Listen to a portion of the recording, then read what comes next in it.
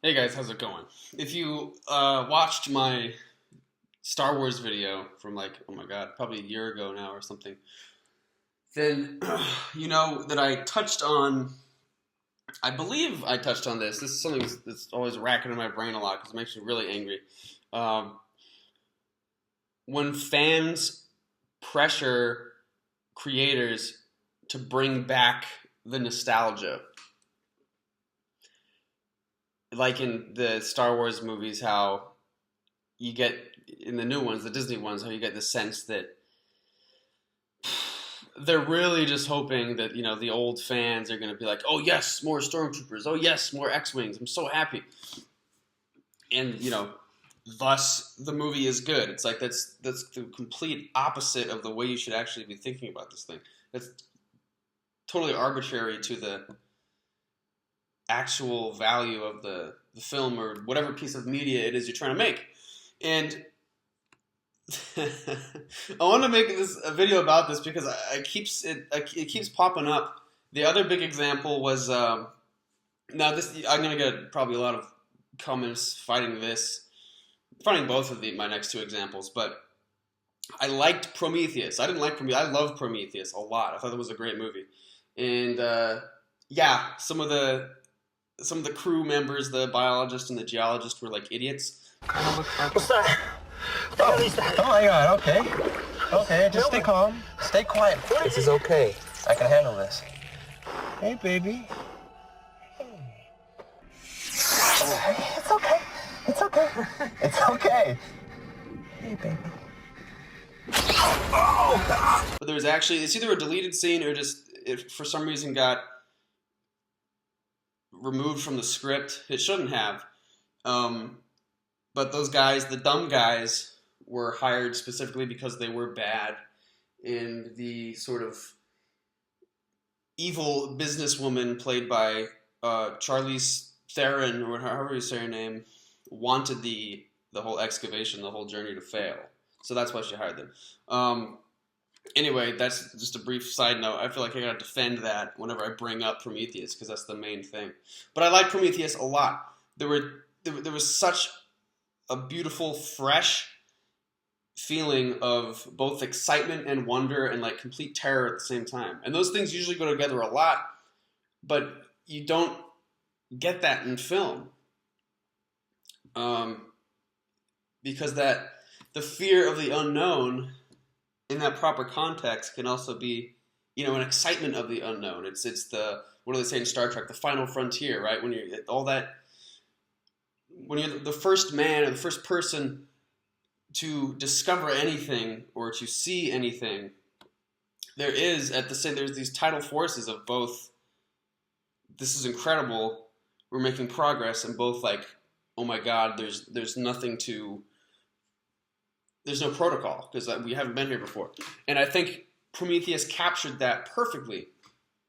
And my least favorite part was how they just kind of, spoilers, at the end they just kind of threw in the alien. Like, it made sense, but it seemed like the alien is being created for the first time, and it felt like a teaser trailer that they sort of tacked on at the end of the movie. I didn't really like that part at all.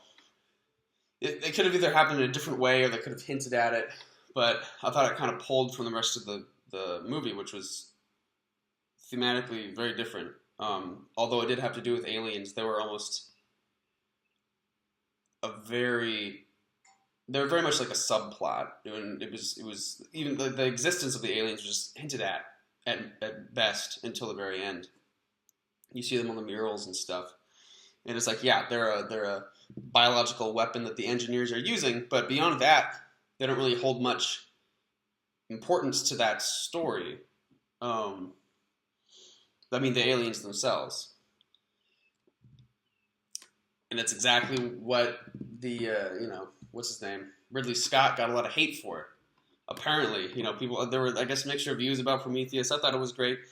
But people wanted to see more aliens, right? Because the fans of the original Alien, they like Alien. They just like seeing the alien. They don't care about the context of what's going on story-wise. They just want more Alien. I like the Alien, so... Then we got this convoluted mess. It had some good parts. the storytelling wise, I'm talking about Covenant. If you've seen Covenant, spoilers, but well, not spoilers. I won't spoil it. But at the end, there's this cool, you don't know who's who, blah blah blah, and it's scary, and you really don't know who's who until right up to the final moment. You're not completely sure.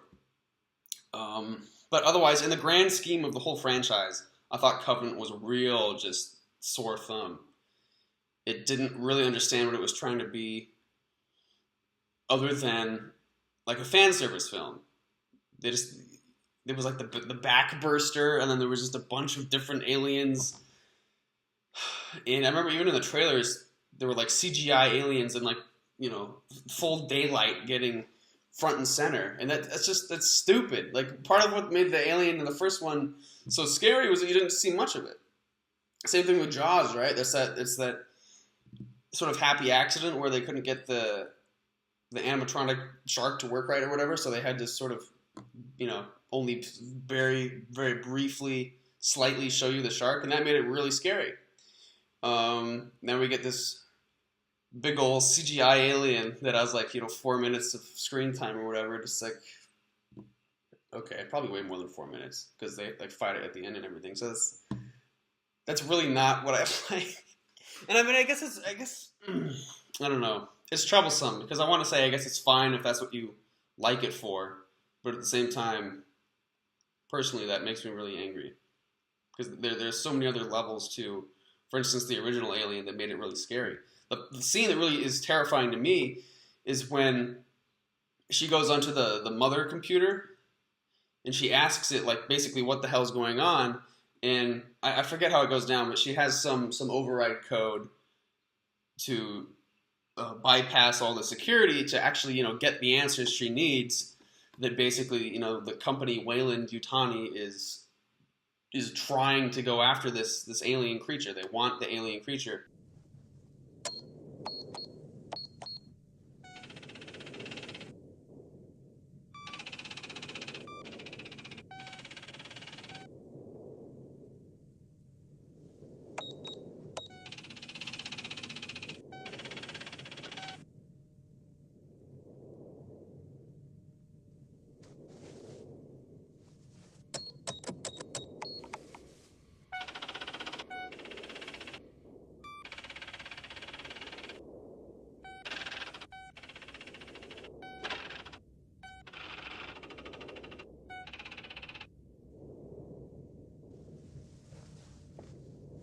And right, the crew expendable, right? She sees that text come up on the screen, and that's when you're like, oh shit, this was all kind of preordained, and we had no say in it.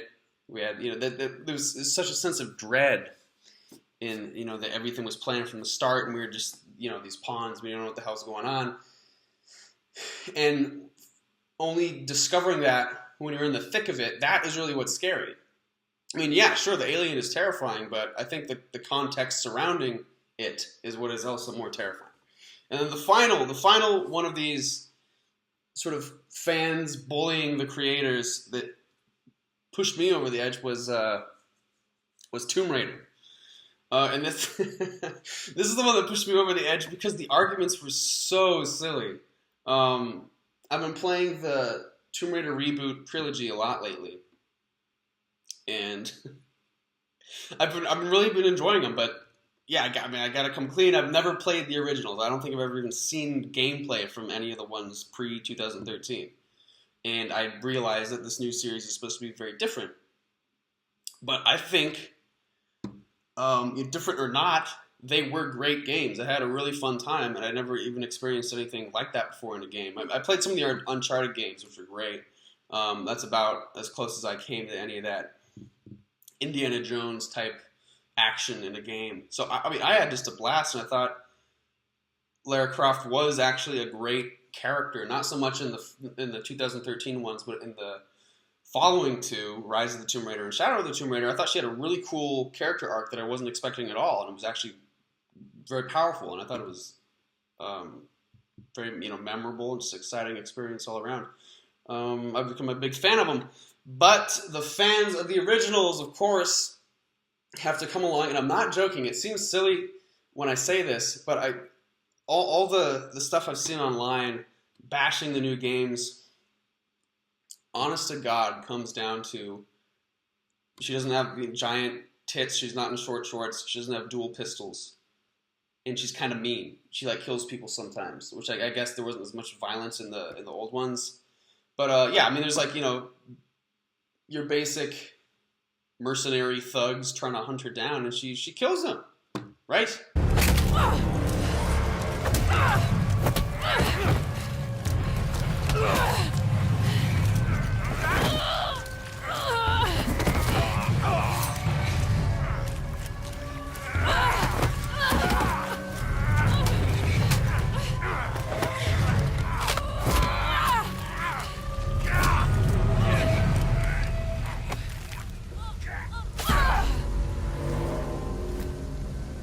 I mean, like, any action game is going to have that, but their argument is that, you know, she's like this evil psychopath now because of that, which is completely insane to me. Because, yeah, no other video game character in the history of video games has gotten backlash for fighting the enemies. That's the most fundamental, weird thing you can take issue with. But there was a comment on a thread, and I wish I could find it. I hope I can find it. Maybe I can.